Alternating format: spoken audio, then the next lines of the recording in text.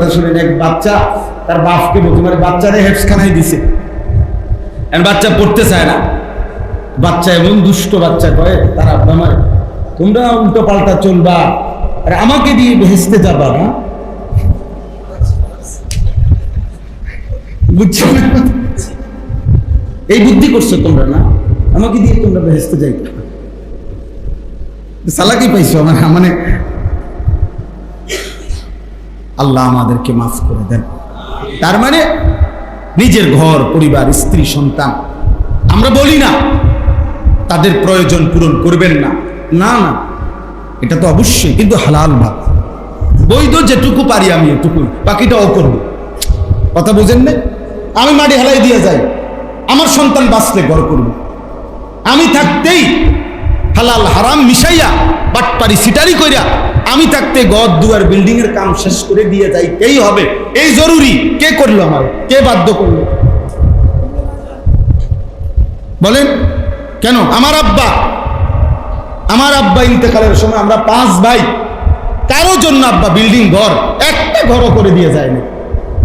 2015 সালে আব্বা ইন্তেকাল করছে, এখন 2025 সাল, 10 বছর। গত বছর গেছে 2024 সালের আগে 23 সালের লাস্টে বা 24 সালের শুরুতে আব্বা ইন্তেকালের 9 বছর মাথায়, আব্বার মৃত্যুর পরে আমরা 5 ভাই আলহামদুলিল্লাহ আলাদা আলাদা জায়গাও কিনছি, বিল্ডিংও করছি, সবাই এখন বিল্ডিং এর ঘরে ঘুমায়। আমার আব্বা যে আরো একজনের ঘর করে দিয়ে যাইতে পারে নাই, তাই বলে কি ঘর হয় নাই? আমরা 5 ভাই কোনো ওয়াজ করি না, 5 ভাইয়ের ইনকাম সমান না, কথা বোঝেন নাই? 5 ভাইয়ের ইনকাম কি না? সমান না, তো গর্ত হয়ে গেছে। তো দুনিয়া তো সাধারণ বিষয়, কিন্তু আমার আব্বা 5 ভাইকেই আলেমে দ্বীন বানায় গেছে। বাবা থাকতেই 5 ভাই আমরা কামেলও পাশ করছি, দাওরা হাদিসও পাশ করছি। আব্বা আমরা 5 ভাইয়ের এই অবস্থায় দেখে গেছে যে আমরা সরকারি মাদ্রাসার থেকেও টাইটেল পাশ করছি, কওমি মাদ্রাসার থেকেও দাওরা হাদিস পাশ করছি, আব্বা থাকতেই আলহামদুলিল্লাহ। আমার বড় ভাইরা আপনারা চেনেন, আলহাজ হযরত মাওলানা মাহবুবুর রহমান আশরাফি, ওই যে চান্দিনা আল আমিন কামিল মাদ্রাসার এখন ভারপ্রাপ্ত প্রিন্সিপাল, ওটা আমার বড় ভাই। উনি আল্লাহ আমাদের সবাইকে আখিরাতের ফিকির দান করেন। নিজের বরবাদ করে আখিরাত নষ্ট করে জি ফুট পরিবার সংসার চালাইবার কোনো আপনি যে দূর পারবেন। ওরা রাগ করলে রাগ করে, ওরা রাগ করলে ওদের প্রয়োজন পূরণ না হলে না হোক, আপনি মাথার ঘাম পায়ে ফেলবেন আর হেতে সারা রাত মোবাইলে উলঙ্গ ছবি দেখবো। হ্যাঁ, এটা কামাই নিয়া আপনার ঘাম বাইয়া বাইয়া পড়ে 1 টাকার জন্য, আর জানুয়ারে 1 ওয়াক্ত ফজর নামাজ পড়ে না, এরকম হাইওয়ানের জন্য রোজগার করেন নিয়া, ওর বললোক আগে বুঝাপড়া করেন। বেটা কার জন্য কামাই? বেটা তুই কিসের? তুই যে একটা সেজদাই দাস না, তুই আমার আল্লাহর দুশ্মন, তো তুই আমার বুঝি বন্ধু? বোঝেন নাই কথাটা? যে আমার আল্লাহর দুশ্মন সে আমার বন্ধু হবে কেন? ভাই আমার খবর রাখবে কেমনে যে তার মালিকের খবর রাখে না? আপনি মরলেন আপনি দেখবেন আপনার খবর কি? বেনামাজি এই নাফরমান সন্তান আপনার নামও তো দিবে না, আপনার কবরস্থান তো যাবে, হয়তো জানে না কবরস্থানে গিয়ে কি করতে হয়, হয়তো তাব্বাতিয়া দেওয়া পারে না, কুল হুয়াল্লাহও পারে না, হয়তো আলহামদুলিল্লাহও পারে না, সে তো দুরূদ শরীফও পারে না। হে আপনার কবরে যায় কি দিব? আলগা হুজুর দিয়া দোয়া, আর কাবা শরীফের হুজুর এসে যদি আপনার জন্য বাপের জন্য দোয়া করে, আপনার ব্যথা আর কাবা শরীফের ইমাম সাহেবের ব্যথা সমান হবে না? আমি কথা বলেন না কেন? আমার বাপ যেদিন মরে ওই দিন আমার কলিজার ব্যথা কি আর কাবা শরীফের ইমাম সাহেবের ব্যথা সমান হবে?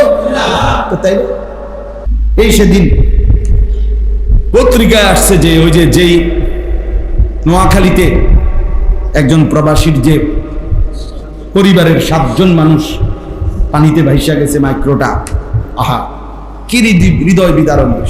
ওই লোকে একটা কথা বলছে যে আমি কত শত মানুষকে ডাকলাম একটু ধরবার জন্য, সবাই ছবি উঠাইতেছে। এটা বলছে এই লোক যে হাজার হাজার মানুষ সবাই ছবি উঠাইতেছে, সবাই আহারে মানুষ কেন ছবি উঠাই? আচ্ছা এতগুলো মানুষ ধরিলে কিছু তো একটা মানুষ হয়তো, দুইটা মানুষ, আরো দুইটা মহিলা বাঁচ। আল্লাহরই ফায়সালা, যা তা তো আল্লাহরই ফায়সালা, কিন্তু আমাদের বাহ্যিক কথা। আরো একবার 1-2 বছর আগে আপনার খুব সম্ভব ওই ফেরি ডুববা গেছে এই আরিচা পাটুরিয়া ঘাটে। তো ফেরির মধ্যে ট্রাক লরি এগুলো সহই তো ডুববা। এই ট্রাকওয়ালা, ট্রাকের মালিক, ট্রাকের ড্রাইভার, এও আমি সাক্ষাৎকারটা দেখছি পত্রিকা, ওই বলছে চিল্লায় কাঁদতেছে। এই আজকে 2 দিন যাবত কত হাজার মানুষ আসছে, সকলেই শুধু ছবি উঠাইতেছে, কিন্তু আমার ট্রাকটা যে ডুবে রয়েছে বা আমার এই ফেরিটা, এইটা উঠাবার জন্য কোনো কার্যকর কোনো উদ্যোগ নাই, শুধু ছবি উঠে। শুধু চ্যানেলওয়ালাদের কাম হলো শুধু খবর প্রচার করতেছে। 232টা, শুধু আরো বেশি হইতে পারে, শুধু সরকার অনুমোদিত চ্যানেলে আছে। আর এগুলা তো এরা তো সবাই একটা একটা চ্যানেল। এরপরে আবার মোবাইল ছেলেরা, যার হাতে একটা মোবাইল আছে, উনি একজন সাংবাদিক, উনি একজন বুদ্ধিজীবী, উনি দেশবাসীরে প্রতিদিন ঘন্টায় ঘন্টায় বুদ্ধি দেন। এই যে ডক্টর ইউনূস সহ ওনারা, বা অমুকে কি করবে, তমুকে কি, প্রত্যেকেই বুদ্ধি দিতে আছে, কিন্তু কাজ করার জন্য কেউ রেডি না, কারো হাতে সময় না বুদ্ধি দিতে। আলহামদুলিল্লাহ, পৃথিবীর এত বুদ্ধি, 800 কোটি মানুষের মধ্যে বিশ্বের সবচেয়ে বেশি বুদ্ধিজীবী বাংলাদেশ। একেবারে খনি, ডাইরেক্ট খনি, বুদ্ধিজীবীর খনি। জেন দিয়ে আপনি লারা দিবেন বাংলাদেশের যেই কোনো জেলায়, যে কোনো গ্রাম, আপনি শুধু লারা দিয়ে চান, বুদ্ধি গড়গড়াইয়া বাইরে। হ্যাঁ, এই পরিমাণ আজাইরা ফালতু বুদ্ধি ভরপুর। আর বুদ্ধির মেইন হেড অফিস ছিল চা দোকান। চা দোকানে যাইবেন, আল্লাহ একবার দেখবেন অনবরত বুদ্ধি দিতে আছে। কে কারে বুদ্ধি দেয়, কে হলে কার কথা। আফসুস জাতি, আফসুস ছেলেরা, আফসুস।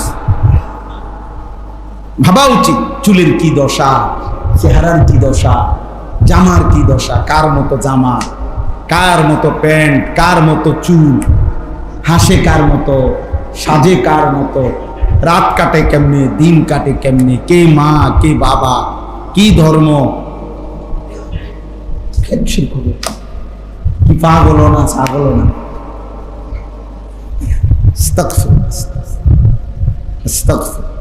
একেবারেই লাওয়ারিস, অনেক ছেলে পেলের চেহারা দেখলে বোঝা যায় চলাফেরা, মূলত তার কোনো অভিভাবক নেই, বেওয়ারিস আর কি, লাওয়ারিস। তার মূলত কোনো অভিভাবক কিচ্ছু নাই, নিজে নিজে একা একাই বুদ্ধি, এই নিজের মতোই চল। যেই মাসে যেমন মন চায় চুল, যখন যেই জামা ভাল লাগে, যখন যেই শার্ট ভাল লাগে, যখন যেটা ভাল লাগে, যখন যেই চেহারা কাটিং, যখন যেটা ভাল, তার এবার বাধা দিবে কি? তার তো মাই নেই, তার তো বাপে নেই, তার তো কোনো সৃষ্টিকর্তাই নেই, তার তো কোনো নবী নেই, তার তো কোনো দিন নাই, ধর্ম নাই, তার তো কোনো শরীয়ত, তার উপরে কর্তৃত্ব প্রভাব বিস্তার করার মতো তো কারো ক্ষমতাই নেই। সে তো বুঝাইছে আমি আজাদ, আমি মুক্ত, আমি স্বাধীন, আমি জন্তু জানোয়ারের মতো, আমার কোনো নিয়ম কানুন। এই যে ছেলেবেলে যেগুলো নামাজ পড়ো না, অসভ্য, এই জানোয়ার, তুই বেটা কোনো অতিরিক্ত কিছু ভোগ করস না, হাইওয়ান, আল্লাহকে সেজদা দাও না কেন? মানুষ না জানোয়ার বেটা, তুই মানুষ না কুত্তা বেটা, তুই সেজদা দিবি না কেন? হাইওয়ান। মুসলমানের ঘরে জন্ম নাও নাই,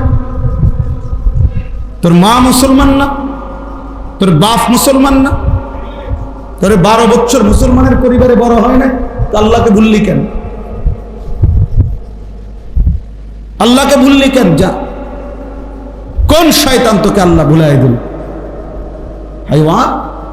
মাকে চেনো, খালারে চেনো, সাসারে চেনো, জ্যাঠারে চেনো, মামাকে চেনো, ফুফাকে চেনো, শালারে চেনো, দুলাবাইরে চেনো, রাত চিনো, দিন চিনো, বেড়া চিনো, বেড়ি চিনো, আল্লাহ চিনো না কেন? হ্যাঁ, আল্লাহ চিনো না কেন? এই বেনামাজি, বলো, দাঁড়া বেটা, বেনামাজি গুলা দাঁড়া। আর নাই তো বাইরে বেটা, বের হয়ে যা মালিকের ঘর থেকে না ফরমান। কোন লজ্জায় আল্লাহর ঘরে ঢুকলি? সারাদিনে এক ওয়াক্ত নামাজ পড়ো নাই যারা, কারণটা কি ছিল? হাইওয়ার কেন নামাজ পড়লা না? কেন সাজদা দিলা না? তুই মানুষের বাচ্চা না? রাস্তার কুত্তা না সেজদা দেয় না, ইমানদার কেমনে সেজদা ছাড়া? মুসলমানের বাচ্চা কেমনে সেজদা না দিয়ে? শরীরটার মধ্যে পেশাবের গন্ধ, না পেশাব করে ঠিক মতো পাক হয়, না পায়খানা করে ঠিক মতো পাক হয়। ওইটা কি পাগল ছাগল নাকি? পাক পবিত্রতার কোনো ধার ধারে না। চুল কিতা, চেহারা কিতা, আড়ে কেমনে, আসে না কান্দে, কিছু বুঝে না। মানুষ না প্লাস্টিক, কিছুই বুঝে। এটা জীবন হলো? একটা কথা হলো মিয়া, জীবনের একটা সৌন্দর্য থাকবে না? জীবন মানে শুধু কুগা ভাত খাওয়া, কয়টা টাকা রোজগার করা, এরই নাম জীবন? তো বলেন ভাইয়া, ভেবে দেখো। ছেলেরা ভাবো, কেন নামাজ পড়বা না? সমস্যা কোথায়? তোমারে কোন শয়তানে কামড়াইছে? কোন জানোয়ারে কামড়াইছে তোমারে? তুমি সেজদা দিবা না কেন? সমস্যা কি তোমার বলো? আল্লাহর ফেরেশতা যদি একটা লাথি দেয় কি করবা তখন? একটা আছাড় দেয় যদি, কি করবা তখন? হ্যাঁ, এক সেকেন্ডের জন্য যদি আল্লাহ নিরাপত্তা তুলে নেয়, বেঁচে থাকার অধিকার তুলে নেয়, কোন আব্বার ক্ষমতা আছে রাখা? তো তাইলে আমি কেন না ফরমান করি? আল্লাহকে সিজদা না দেওয়া এর চাইতে জঘন্য, নিকৃষ্ট আর কি? ওই জানোয়ারের চাইতে নিকৃষ্ট। আরে আমি তো বলছি মিয়া জানোয়ার, অত জানোয়ারও না, জানোয়ারও না। এটা জানোয়ারের উপরে কোনো নামাজের হুকুম নাই, এই জন্য সে কি দেয় না। কুকুরের উপরে সেজদার হুকুম আছে বলো না? গরু ছাগলের উপরে কোনো হুকুম, ওই জন্য সে সেজদা দেয় না।